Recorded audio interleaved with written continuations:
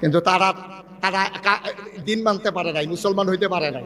আপনার মতো বেড়া হইলে কি তৈব, না হইলে কি তৈব, আল্লাহর কিচ্ছু আসবে যাবে না। মানবেন তো দয়া করে এলাকার মানুষ হিসাবে এমন কোনাকাঞ্চি মাইরা বুঝাইয়া কইতে আসি। পুরুষদের মাঝ থেকে যাচাই করে, বাছাই করে, করুণা করে, দয়া করে, মায়া করে একদল উত্তম চরিত্রের মানুষ, যাদের গুনাহ নাই, গুনাহ হওয়ার সম্ভাবনাও নাই। সুবহানাল্লাহ বলবেন না?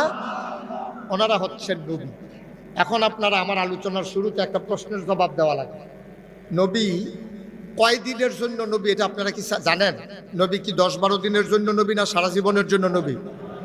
কথা বলেন সবাই। সারা জীবনের জন্য।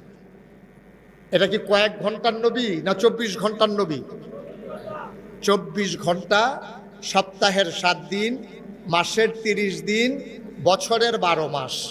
আপনার জন্ম থেকে আপনার মৃত্যু, আপনার রান্নাঘর থেকে আপনার সংসদ ভবন, আপনার সকাল থেকে আপনার সন্ধ্যা, আপনার ঘুম থেকে ওঠা, আপনার ঘুমাইতে যাওয়া, আপনার ব্যক্তি জীবন, আপনার পারিবারিক জীবন, আপনার সমাজ জীবন, আপনার অর্থনৈতিক জীবন, আপনার রাজনৈতিক জীবন, আপনার ইন্টারন্যাশনাল রিলেশন, এমন কোনো জায়গা নাই যেখানে আমার নবীর আদর্শ না।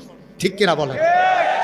একটা জায়গা আপনি দেখাতে পারবেন না যে এই জায়গাটা নবী দিয়া গেছে আমরারে, কিন্তু কি করা লাগবে এটা বইলা যায় নাই, এমন একটা জায়গা আপনি পাবেন না। সব জায়গায় নবীর আদর্শ আছে।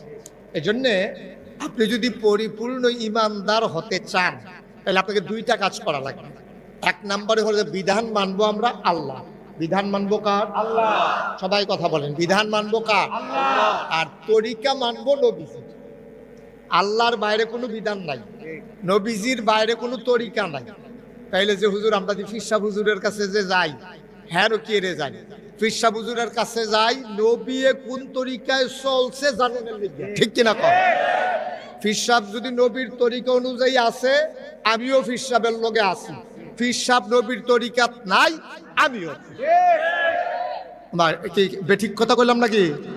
সবাই কথা বলা লাগে। আমি তো মাইকটা মজা পাচ্ছি না ভাই, আমি মাইকে মোটেও আনন্দ পাচ্ছি না।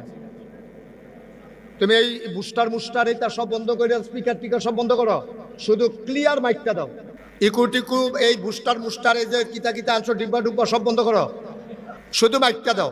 এবার আমার মাথা দৌড়াইলেছে 5 মিনিটে, তা মনে করছে আমি কতক্ষণ পরে মাইক সাইডা দেন। মাইকটা স্মুথ করো, মজা করো, আওয়াজটা এখানে মধুর করে দাও, হালকা করে ছেড়ে দাও আওয়াজটা। পড়েন আলহামদুলিল্লাহ। আরো কমাও।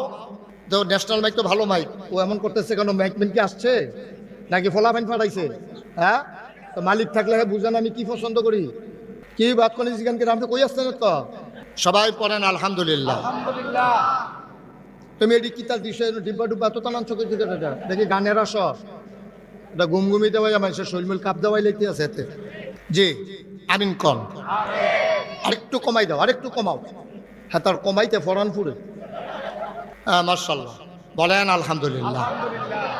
তো যেই কথাটা বলছিলাম, খুব খেয়াল, গভীর মনোযোগ। আর এদিকে শুধু আমার দিকে তাকাই থাকবে না, যে শুধু আমার দিকে। ওয়াজ এখন আপনি এত ফাইল চাইলে ওয়াজ বুঝবেন কেমনে? ওয়াজ বুঝতে হলে মনোযোগটা দেওয়া লাগবে।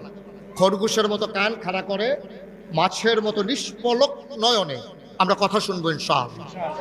1 সেকেন্ডের জন্য আমরা এদিক সেদিক তাকাবো না, শুধু আমার দিকে তাকাই থাকবে। আমিন কর। যেই কথাটা বলছিলাম, এই নবীজি আমাদের 24 ঘন্টার, সপ্তাহের 7 দিনের, মাসের 30 দিনের, বছরের 12 মাসের, আর আমাদের জন্য জন্ম থেকে মৃত্যু, রান্নাঘর থেকে সংসদ ভবন, সকাল থেকে সন্ধ্যা, ঘুম থেকে উঠা, ঘুমাইতে যাওয়া, এমন একটা জায়গা নাই যেই জায়গা নবীর আদর্শ নাই, আল্লাহর বিধান নাই। তাইলে আপনি যদি পরিপূর্ণভাবে ইসলাম মানতে চান, তাহলে 2টার বাইরে আপনার যাওয়ার কোনো সুযোগ নাই। বিধান মানবো কার? আল্লাহ। জোরে বলতে হবে, কার? আল্লাহ। তরিকা মানবো কার? নবীজি। এর বাইরে বিধান মানবো আল্লাহ, আর তরিকা মানবো নবীজি। এর বাইরে কোনো ইসলাম নাই। ঠিক কিনা কন? এটা আমাদের 1 নম্বর সিদ্ধান্ত।